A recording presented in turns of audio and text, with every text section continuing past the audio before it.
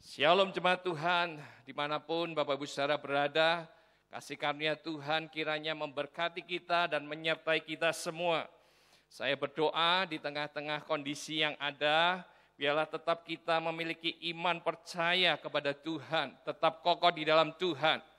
Saya juga menyampaikan ikut berduka cita sepenanggungan kalau di antara Bapak Ibu Saudara yang kehilangan sanak saudaranya. Tetapi saya percaya bahwa penghiburan Tuhan, kekuatan Tuhan akan diberikan kepada kita semua. Dan saya berdoa juga kalau misalnya Bapak Ibu Saudara sedang ada di rumah, isolasi mandiri, biarlah kekuatan Tuhan, penghiburan Tuhan, dan kesembuhan daripada Tuhan diberikan kepada Bapak Ibu Saudara. Biarlah kondisi yang ada ini membuat kita tetap mempercayai Tuhan. Saya percaya bahwa masalah dan tantangan yang ada ini jangan pernah membuat kita mundur daripada Tuhan. Tetapi biarlah kerinduan kita mencari Tuhan tetap menyala-nyala. Karena kita punya Tuhan yang luar biasa, Tuhan yang senantiasa menolong hidup kita. Amin. Hari ini kita akan sama-sama merenungkan sebuah kebenaran firman Tuhan yang saya berikan judul menabur kebajikan. Mari kita membaca sebuah nats Alkitab dari 2 Raja-Raja pasal 5 ayat 1 sampai 4. Firman Tuhan berkata, Naaman, panglima Raja Aram, adalah seorang terpandang di hadapan tuannya dan sangat disayangi, sebab oleh dia Tuhan telah memberikan kemenangan kepada orang Aram. Tetapi orang itu seorang pahlawan tentara sakit kusta.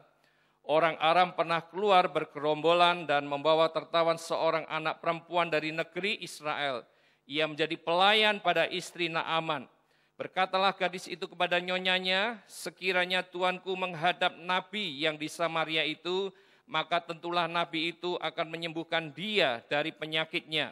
Lalu pergilah Naaman memberitahukan kepada tuannya, katanya, beginilah dikatakan oleh gadis yang dari negeri Israel itu. Kalau Bapak Ibu Saudara membaca secara lengkap kisah daripada Naaman ini, kita tahu bahwa Naaman ini adalah seorang panglima Raja Aram ya, yang sangat dikasih oleh rajanya. Dia kemana-mana berperang dan berhasil. Tetapi ada satu kelemahan, dia memiliki sakit kusta. Dia menang di mana-mana, dia bangga dengan kemenangannya. Tetapi ketika pulang dia mengalami tekanan ketika dia sadar bahwa dia sakit kusta.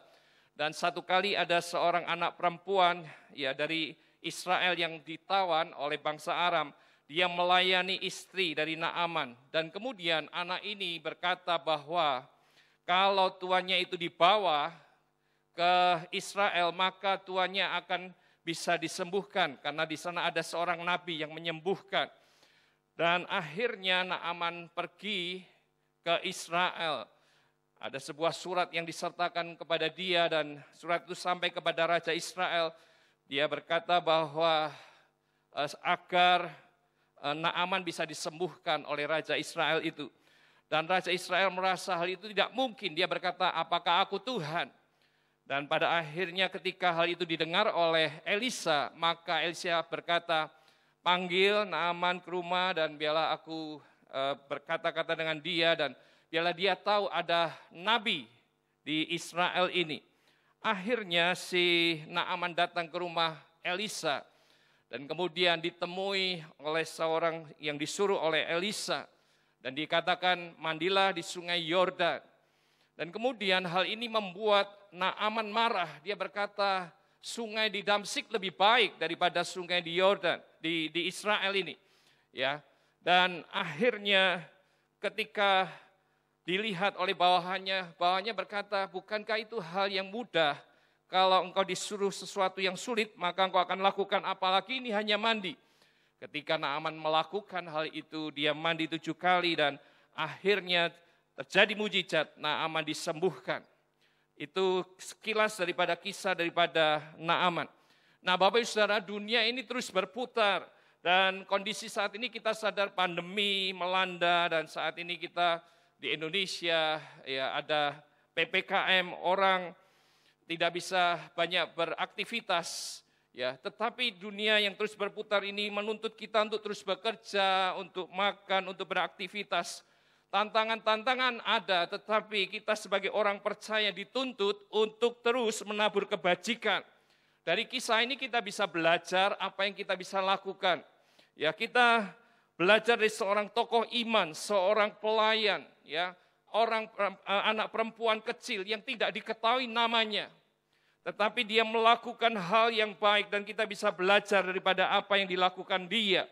Yang pertama kita belajar bagaimana kita menabur kebajikan karena belas kasihan. Tabur kebajikan karena belas kasihan. Dari kedekatan yang ada, ya, budak ini mengerti apa yang dibutuhkan oleh tuannya, bagaimana pergumulannya. Istri Naaman mungkin merasa sedih dengan kondisi suaminya dan dia mengerti apa yang terjadi.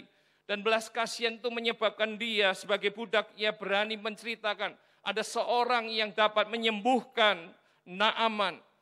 Kalau kita memikirkan hal ini, ada resiko. Karena apa? Dia seorang budak. Dia seorang anak kecil. Ya, mungkin tidak dipercaya. Mungkin kita bisa berpikir kalau seandainya apa yang dikatakan oleh gadis kecil itu tidak terjadi, bukankah akan bisa menyebabkan peperangan antara Aram dan Israel? Ada banyak resiko yang ada. Tetapi karena belas kasihannya, maka dia menceritakan hal yang dia lihat, yang diketahui oleh dia. Nah, dunia saat ini mengajarkan kita untuk hidup, untuk diri sendiri, egois. Firman Tuhan mengatakan bahwa hari-hari terakhir akan datang masa yang sukar. Manusia mencintai dirinya sendiri, menjadi hamba uang. Bapak Ibu Saudara bisa melihat contoh-contoh yang ada di sekitar kita. Ya, pada kondisi pandemi ini ada orang-orang yang menjual alat tes ya COVID yang sudah dipakai. Ada yang lain lagi, ya. Saya membaca juga ada yang memberikan vaksin COVID ya yang isinya air garam. Ada yang lain lagi menipu, ya jualan tabung gas, tetapi ketika dikirim uang, orang itu sudah tidak ada. Sementara yang lain mungkin melakukan kebaikan, seolah-olah baik, tapi tujuannya lain, tujuannya untuk konten sehingga mendapatkan uang, atau hal yang lain menunjukkan manusia mencintai dirinya dan menjadi hamba uang. Tetapi sebagai orang-orang percaya, mari kita menabur kebajikan. Ya, kebajikan karena belas kasihan kita yang asalnya dari Bapa. Tidak ada maksud lain. Ya, hanya demi kebaikan orang yang menerimanya. Tabur kepada semua orang tanpa memandang suku bangsa, ya, tanpa memandang kepada siapa kita menolong. Dari kisah Naaman ini kita belajar satu hal. Perbuatan gadis itu hanya perbuatan kecil, tetapi dapat membuat perbedaan yang besar. Sebuah perbuatan yang kecil, tetapi membuat perbedaan yang besar.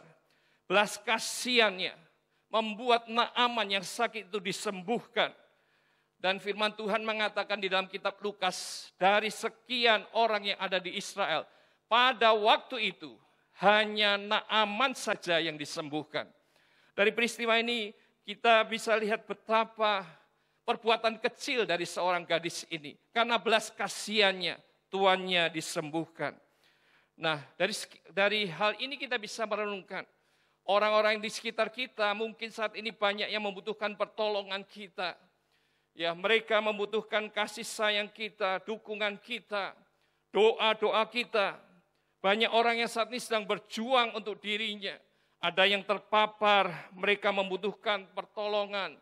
Ya, entah makanan, mungkin kita bisa mendoakan mereka, kita bisa memotivasi mereka.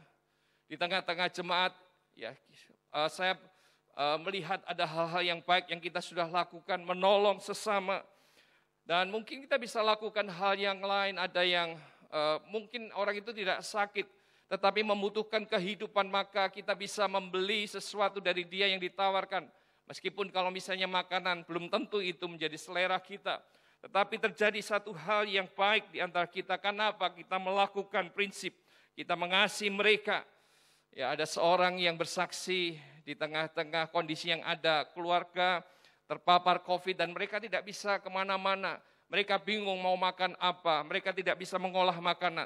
Tetapi syukurlah di tengah-tengah kondisi yang ada teman-teman Komsel yang memperhatikan mereka, sehingga mereka bisa ditolong. Saya mendorong untuk semua Komsel-Komsel yang ada untuk mendukung anggota Komsel yang saat ini mungkin sedang ada di dalam kondisi-kondisi yang tidak beruntung. Mari kita Komsel-Komsel bisa memperhatikan. Ya, nah dari hal ini kita bisa mengintrospeksi diri kita, ya di sama-sama kondisi yang ada, tetapi ketika kita berbelas kasihan, maka saya percaya tindakan kecil itu akan berbuahkan sesuatu yang besar. Terinspirasi ada sebuah kisah dari seorang yang mendirikan sebuah kapal apung, ya rumah sakit, ya, dan dimulai dari sebuah kejadian di masa kecilnya. Maka dia memutuskan untuk membangun sebuah kapal yang difungsikan untuk rumah sakit. Mari kita melihatnya sebentar dan biarlah ini menjadi inspirasi buat kita semua.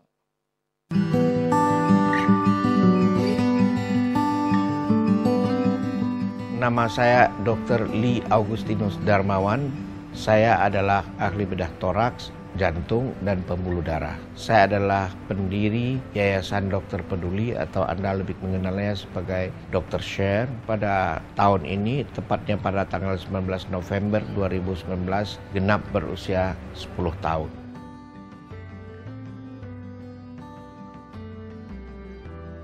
Saya pengen menjadi dokter dari kecil. Adik saya ketika berusia setahunan, diare 30-40 kali sehari. Kami keluarga miskin tidak mampu untuk memberikan pengobatan yang adekuat untuk dia. Akhirnya adik saya harus menegang nyawa di pangkuan ibu. Ketika saya beranjak besar, ibu menceritakan itu dengan berlindangan air mata.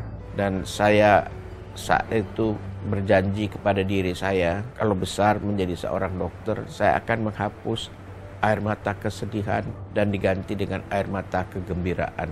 Mama sudah beberapa kali menyampaikan nasihat itu ke saya. Kalau kamu suatu saat jadi dokter, perhatikanlah orang-orang kecil itu.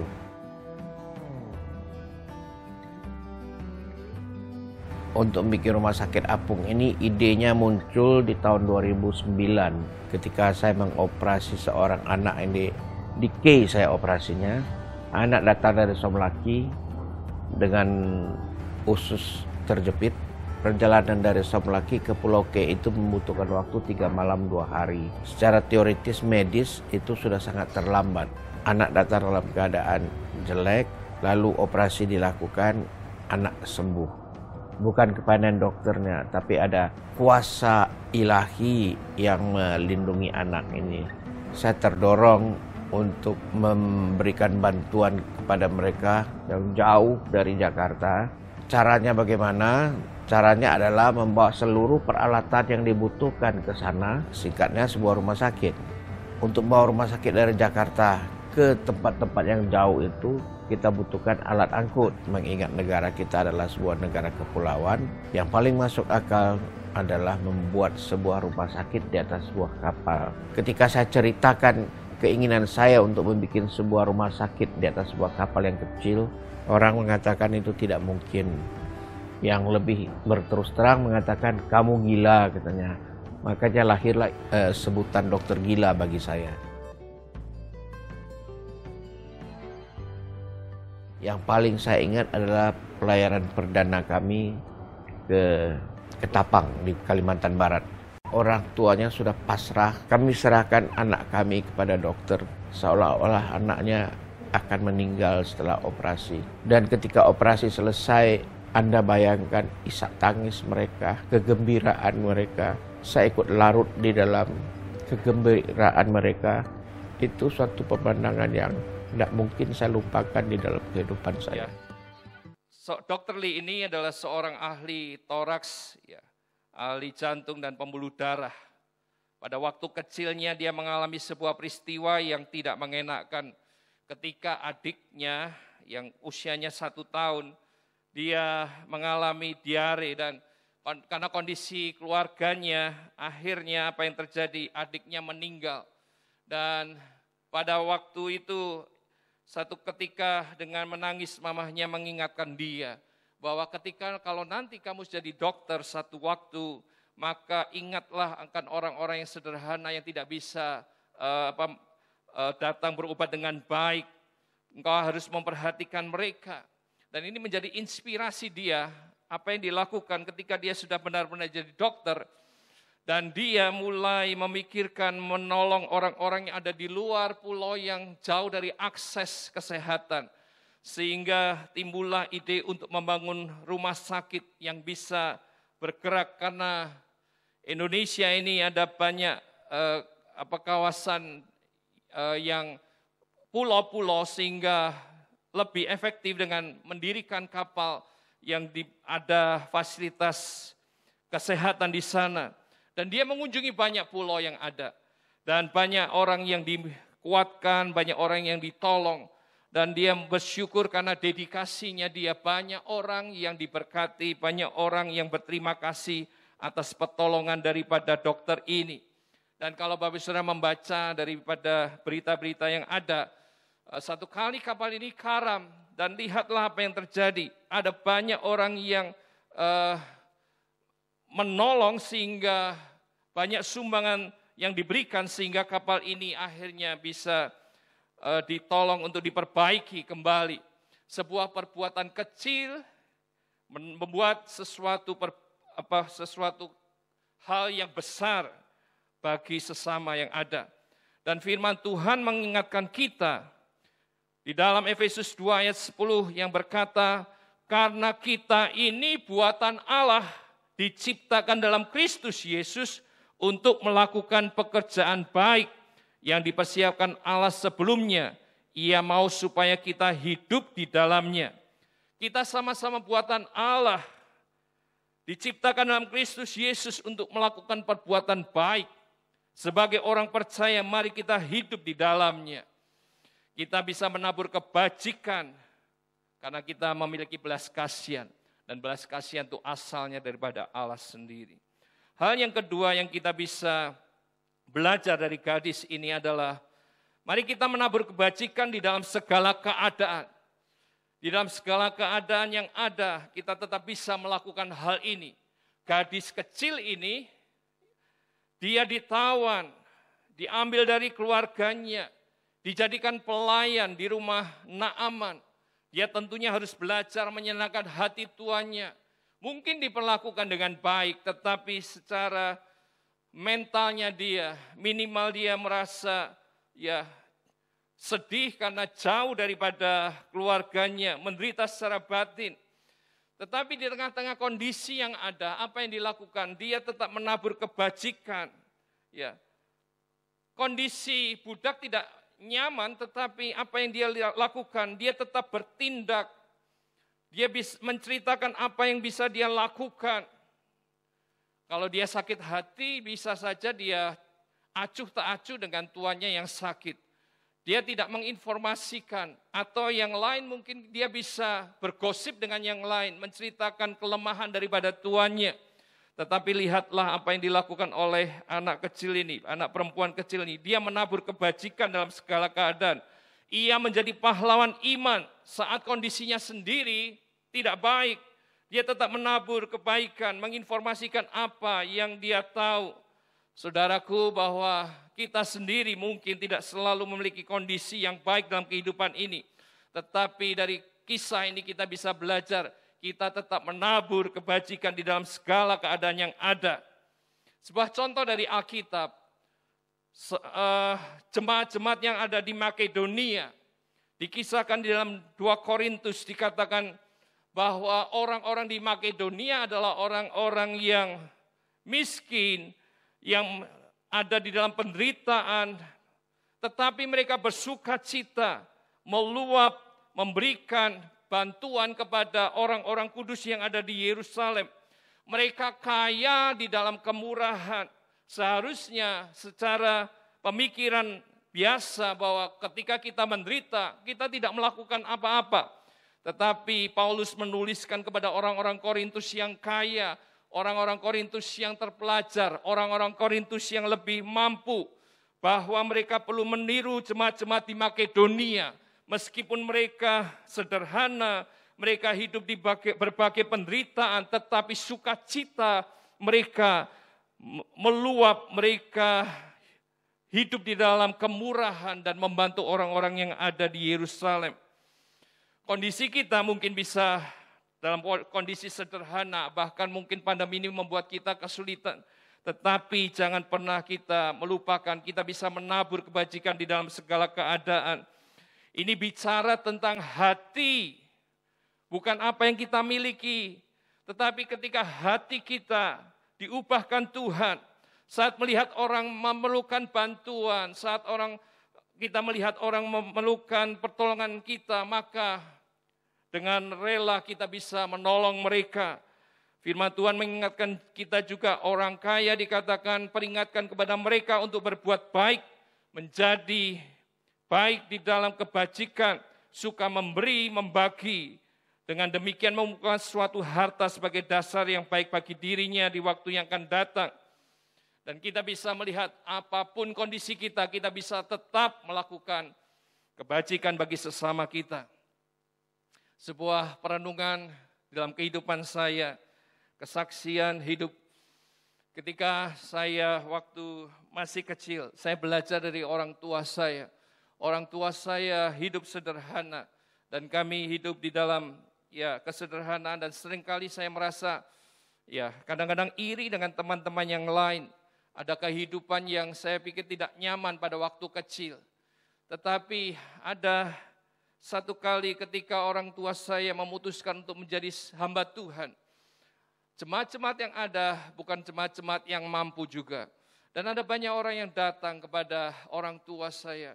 Sebagian yang datang mohon bantuan, ketika sakit maka didoakan dan kemudian dibantu dengan pengobatan. Ada yang datang lagi ketika mereka membutuhkan kontrak rumah, ada yang datang memohon pertolongan, dan ada banyak hal yang lain yang dilakukan oleh orang tua. Dan ini menjadi kesaksian dalam kehidupan saya dan menjadi sebuah inspirasi. Karena apa? Saat ini orang tua saya sudah meninggal dua-dua. Tetapi ketika saya bertemu dengan orang-orang yang ditolong pada waktu yang lalu, mereka berkata, terima kasih ya, engkau punya papa mama yang mengasihi kami. Pada waktu itu saya sedang kekurangan dan harus membayar kuliah. Tetapi papa mamamu menolong saya sehingga saya bisa menyelesaikan kuliah. Dan mereka berkata terima kasih. Yang lain berkata terima kasih kami bisa membayar kontrak. Papa mamamu memperhatikan kami. Ya, saya melihat bahwa hal itu rasanya menjadi sebuah hal yang menguatkan saya dan menginspirasi saya untuk melakukan hal yang sama juga.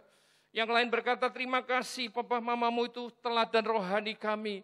Sementara kami mengalami masalah di dalam keluarga dan kami akan bercerai, tetapi papa mamamu menolong, mendoakan sehingga keluarga ini menjadi keluarga yang utuh. Dari hal ini kita bisa belajar Bapak Ibu Saudara bahwa dimanapun, kondisi apapun, keadaan kita apapun, baiklah kita tetap menabur kebajikan. Seperti yang Tuhan lakukan di dalam kehidupan kita, mari kita berbagi kepada orang lain. Tabur kebajikan di dalam segala keadaan. Hal yang ketiga yang kita bisa pelajari dari anak perempuan ini, seorang budak ini. Baiklah kita menabur kebajikan melalui kabar baik yang disampaikan kepada orang lain. Ya. Naaman, dia seorang pahlawan. Dia seorang yang suka berperang dan melakukan peperangan dan menang di mana-mana. Sebuah kebanggaan. Tetapi ketika dia pulang, dia memiliki sakit yang memalukan, yang menjadi tekanan buat hidup dia. Bagi orang Yahudi pun, ya ketika tahu seseorang sakit kusta, mereka menganggap ini adalah penyakit kutukan daripada Allah, sehingga orang yang sakit kusta disingkirkan dari jemaat, dari masyarakat yang ada. Ya, Naaman mungkin boleh hebat di luar sana, tetapi ketika dia kembali di rumah, dia mengalami tekanan yang berat. Karena dia mengalami sakit kusta. Tetapi lihatlah, sakit kusta inilah yang membuat dia bertemu dengan Nabi Allah di Israel. Dan pada akhirnya dia mengakui kedaulatan Tuhan Allah Israel. Imannya diubahkan. Karena seorang anak kecil memberikan kabar baik bahwa di Israel ada nabi Allah yang sanggup menyembuhkan dia. Naaman ketika disembuhkan, dia kembali ke Elisa dan dia berkata, sekarang aku tahu bahwa di seluruh bumi tidak ada Allah kecuali di Israel. Sebuah pengakuan dari seorang yang tidak kenal Allah Israel. Ya, kemudian dia disembuhkan dan dia berkata, tidak ada Allah lain. Ya, hanya di Israel aku menemukan Allah yang hidup, yang sanggup menyembuhkan dia. Kisah ini memperlihatkan bahwa Allah itu menunjukkan kasih-Nya kepada semua orang. Tanpa memandang rupa, tanpa memandang bangsa. Keselamatan untuk semua bangsa. Allah memberikan kasih karunia-Nya, belas kasihan-Nya bagi semua orang. Biasanya buat kita lebih mudah untuk berbagi uangkah, berbagi mungkin pertolongankah, tenaga, yang sifatnya jasmani, tetapi lupa menabur kebajikan bagi kebutuhan rohani seseorang. Lebih gampang kita keluarkan dompet kita dan bagi kepada mereka. Tetapi kadang-kadang kita sulit berbicara mengenai keselamatan, kabar baik. Ingat Bapak Ibu Saudara, kasih harus dinyatakan, tetapi Injil harus diberitakan. Sekali lagi saya katakan, kasih harus dinyatakan, tetapi Injil harus diberitakan. Yesus tidak hanya berbuat baik untuk kebutuhan jasmani, disembuhkan sakit penyakit, ditolong, tetapi Yesus memperhatikan keselamatan jiwa-jiwa yang ada. Mereka diajak untuk kenal di pribadinya dan percayakan dia, dan kemudian firman Tuhan mengatakan siapa yang percaya kepada Yesus akan diselamatkan. Inilah kabar baik itu. Kebajikan apa yang kita bisa berikan pada kondisi seperti ini saat ini Bapak Saudara? Ya. Apa yang kita bisa lakukan? Kita menabur kebajikan sambil melakukan perintah Tuhan. Apa yang kita bisa lakukan? Yaitu kita memberitakan kabar baik kepada orang-orang yang membutuhkan. Di dalam Tuhan ada kesembuhan. Di dalam Yesus ada mujizat. Di dalam Yesus ada pertolongan, di dalam Yesus ada tuntunan. Dan satu hal yang kita perlu tekankan bahwa di dalam Yesus ada pengampunan dosa dan keselamatan. Hal itulah yang harus timbul dalam hidup kita. Dan saya percaya kondisi saat ini tidak ada satupun yang dapat menghalangi apa yang kita lakukan. Karena doa yang kita berikan, karena Injil yang kita berikan bisa menembus sampai tempat-tempat yang tertutup, yang tidak ada seorang pun yang bisa masuk. Tetapi ketika kita menceritakan kabar baik dengan memberikan, ya dari media sosial kita, telepon kita, WA kita, itu akan sampai ke tempat di mana mereka ada, yang bahkan kita tidak bisa lakukan di dalam keadaan normal. Tapi saat ini tidak ada satupun yang dapat menghalangi. Nah, mulailah pikirkan siapa yang ada di dalam lingkungan kita, yang di dalam lingkungan keluarga, di lingkungan kerja yang membutuhkan kabar baik ini. Tawarkanlah doa ketika mereka saat ini sedang membutuhkan dukungan. Mungkin mereka sedang sendirian, terpapar, isolasi mandiri. Datanglah kepada mereka, telepon mereka, kuatkan mereka, dan ceritakan bahwa di dalam Yesus ada pengampunan dosa, ada keselamatan. Dan Yesus sanggup menyembuhkan kita. Ceritakan apa yang Anda alami bersama dengan Tuhan. Ceritakan bahwa Tuhan sudah nolong aku, maka Tuhan akan tolong engkau juga. Saya percaya ketika kita melakukan firman Tuhan ini, ada sukacita, damai sejahtera mengalir dalam kehidupan kita. Dan orang itu akan dikuatkan dan dimerdekakan dari sakitnya. Biarlah firman Tuhan itu bertumbuh di dalam kehidupan mereka. Satu waktu saya percaya iman yang tumbuh itu akan matang. Dan kita bisa menuainya, membawa mereka pada Tuhan. Atau mungkin kalau tidak kita, orang lain akan membawa mereka pada Tuhan. Terinspirasi kepada seorang pengkhotbah terkenal yang bernama Billy Graham. Dia berkata, tujuan utama hidup saya adalah untuk membantu orang menemukan hubungan pribadi dengan Tuhan. Hubungan pribadi dengan Tuhan ini adalah satu hal yang penting. Karena apa? Yang saya percaya Hal itu datang melalui pengenalan akan Tuhan. Ketika kita menolong mereka untuk kenal Tuhan, maka terjadilah hubungan pribadi dengan Tuhan dan orang itu akan diselamatkan. Pertanyaannya seperti dalam Roma dikatakan, bagaimana mereka dapat berseru kepada Tuhan kalau mereka tidak percaya? Bagaimana kalau mereka tidak bisa percaya kalau mereka tidak pernah mendengar tentang Yesus? Bagaimana mereka mendengar Yesus tentang Yesus jika mereka tidak pernah ada seorang yang memberitakan Injil? Bagaimana mereka memberitakan Injil jika mereka tidak diutus? Hari ini saya mendorong Bapak Saudara, datanglah kepada mereka, bawa kabar baik kepada mereka. Dan hal yang kita bisa lakukan, seperti Mazmur berkata, bagaimana akan kubalas kepada Tuhan segala kebajikannya? Aku akan mengangkat piala keselamatan dan akan menyerukan nama Tuhan. Biarlah itu hal yang timbul dalam hati kita. Kita memberikan kasih kita kepada mereka dengan cara memberikan kabar baik kepada mereka di tengah-tengah kondisi apapun yang ada. Lihatlah contoh daripada gadis kecil ini, seorang budak yang tidak dianggap, bahkan Alkitab tidak mencatatkan namanya, tetapi dia menabur kebajikan di dalam kehidupan dia.